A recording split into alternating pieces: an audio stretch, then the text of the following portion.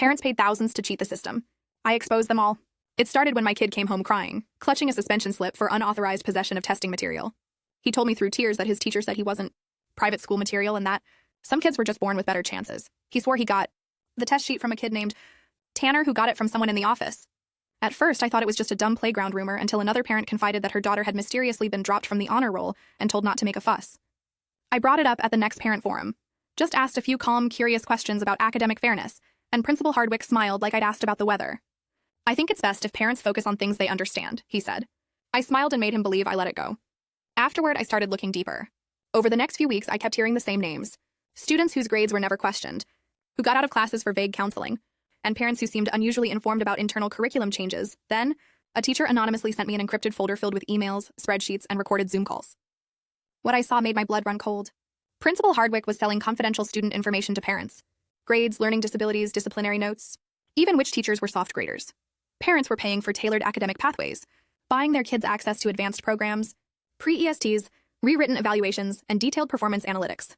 One document was a pricing sheet, $500 for test profiles, $1,000 for a custom learning plan rewrite, $20,500 for full application packages. The worst part, he actively blocked kids from progressing if their parents were poor or refused to pay. I didn't want to go nuclear, but there was no choice. I requested a one-on-one with Hardwick, posing as a potential donor.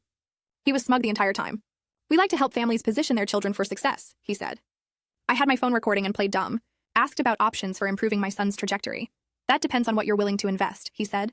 And then he leaned forward and said something I'll never forget. We don't punish ambition here. We reward investment. I got it all. The next Board of Trustees meeting, I walked in with a hard drive and a printed dossier. I introduced myself calmly, and with a smile I said, I audit systems for a living, financial, educational, legal, but I never thought I'd have to audit my own son's school. One trustee tried to cut me off to schedule it to a private meeting instead. That's when Hardwick scoffed. We don't need an angry parent's opinion derailing our agenda. I looked at him and said, good, because I didn't bring opinions. I brought legally recorded evidence. I paused, then asked the board, before I begin, what's the going rate these days for a child's future? Because I think I saw $20,500 next to my son's name. Then I played the audio. I showed the payment trails, then pulled up a slide and read it out loud. She's expendable. Her parents shop at Goodwill. You could hear people shift in their seats. Hardwick stood up, stammered something about enrichment opportunities until I cut him off. Number called a child expendable because her family couldn't pay you off, he palled. He didn't say another word. He didn't have to. He was removed from his position within 48 hours. A state investigation opened. The school issued a public apology. I never wanted to be a whistleblower. But when your son looks you in the eye and asks why kids like him always get left behind, you realize silence is betrayal. My son got his name cleared. But more importantly, he said, you made them listen, Dad.